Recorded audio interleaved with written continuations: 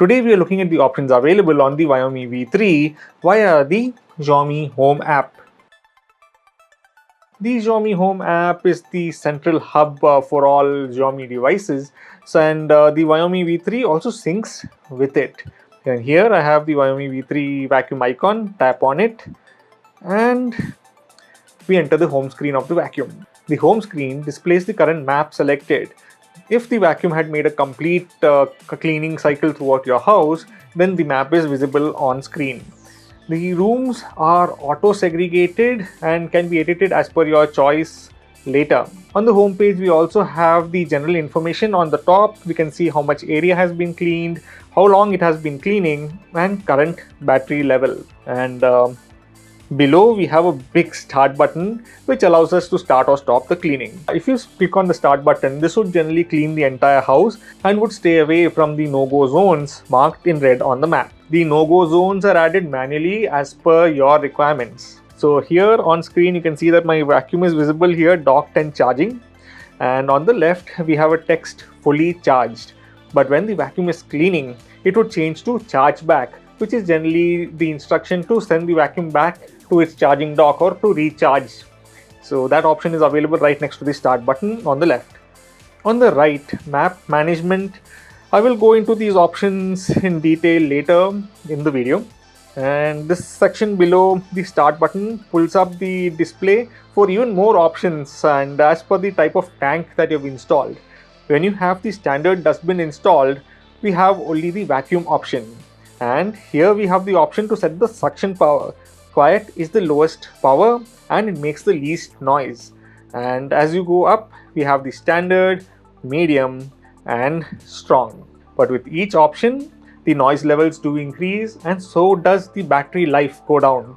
If you have areas with stubborn dirt, then increase the suction power. Next, we have the vacuum and mop option, which is available when you install the smart tank or also the 550 ml water tank. When we have the 220 ml smart tank, the options for vacuum and mop is also available. When you have the 550 ml tank, we cannot enable vacuum and mop, but mopping only. Even if you select the other option by mistake, app will inform you that you have the wrong tank within, so you can change accordingly and then start the operation again. Once you insert the 550 ml tank, you have the option for mopping only, and it's a good option if you want to only mop around the house and not need to vacuum. Maybe you have already vacuumed the house once, then you just need a once over with the mop. The map on the home screen allows you to start a whole house cleaning, or you can also select rooms by tapping on their names displayed on the app.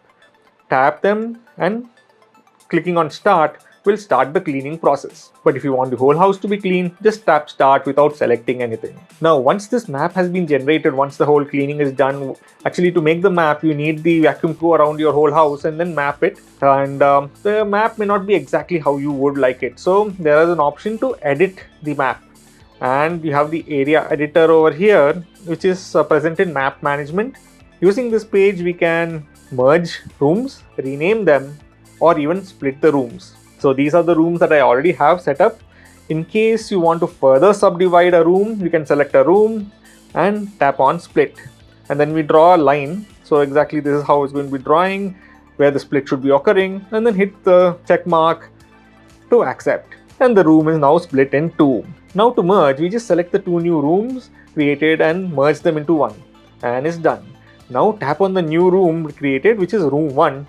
Tap on rename and we can choose a name from the list, or we can add our own custom name. I chose the living room as that's the area I merged. Another option that we have on the app is the virtual wall or restricted area. You can add a virtual wall by just selecting add virtual wall, and you can turn the wall according to how you want it. So this is a virtual wall, and the ones in red, the big blocks, are the virtual areas. You can remove them by just tapping on it and then click on the X, and it will remove the virtual wall or virtual area. Then the other options under map management are point vacuuming. So once activated, we have the option to select a point on the map where we want the vacuum to clean, and this is around a 1 meter radius. It's a circular radius, and once the location is selected, just tap on start to clean that area. Now, similar to point vacuuming, we have area vacuuming. But here we would select or we would draw an area using a box like this, scale it to the area you want cleaned, tap on start and to start cleaning, and that area will be cleaned by the vacuum. It'll go in, clean that area and go back to charge. So those were the options on the home screen. And on the top right, you will notice that there are 3 dots, and click on that. You open up the settings. We have some advanced options hidden within. Vacuum along borders. This makes the vacuum only clean along the borders of the room, and this is a one-time option, and once the vacuum returns to the dock, the option is deactivated. Repeat vacuuming. This option makes the vacuum to clean twice. That is double the time, or you can call it twice over of the same area. So it goes, cleans once, then it would start again and clean the second time and then return to the dock. So you can have a area cleaned twice. Mopping and vacuuming mode, and this has 2 options. One is the Y shape and the other is the S shape, and basically the way the vacuum would move while mopping. So this is how the Y mopping shape is and or pattern is, and this is how the S pattern looks. Vacuuming records basically a history of the cleaning done by the vacuum. Vacuuming appointment, basically scheduling vacuuming and mopping tasks. Here we can set if you want the vacuuming to repeat or set on certain days, and when it should vacuum, the suction power and the vacuum range, which is either the whole house or certain rooms only. Do not disturb. Basically, we set the time when the vacuum would stay quiet and not play any messages, and this would be generally the night time where we do not want to be disturbed by the vacuum. Maps list. These are the maps generated by the vacuum, and if you have a multi-story house or you have multiple maps, you can store them and it will be displayed over here. Memory map. Here this is the option to set if you want it to store the maps or not. But if it is at home, I would suggest keeping this option on, as it makes it easier to select point cleaning and also area cleaning and also no-go zones. Clear map clears the last map that it has generated. Voice settings. We can select the language from the list, and it would change the voice back also. Voice switch is used to switch on or switch off the voice on the vacuum, basically turning all voice notifications off.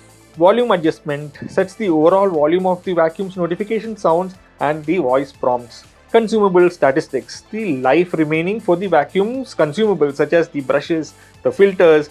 These are only indicative and they need to be replaced only if they look damaged. If it is not looking damaged, you don't need to replace them. Looking for the robot.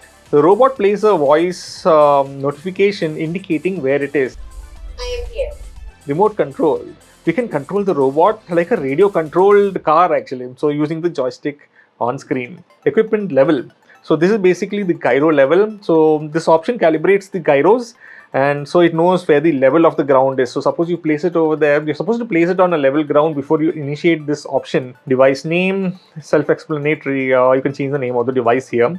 Automation, we can set the vacuum to perform certain tasks by setting rules. So if something happens, then do this. And firmware, this is the software of the vacuum which would receive regular updates for added functionality or to fix existing functionality. Help and feedback, basically a collection of frequently asked questions and customer service. Additional settings, information about your vacuum, the network it is connected to, and more. So that was the rundown of the app options on the Xiaomi Home app for the Viomi V3. Hope you found this useful, and thank you for watching.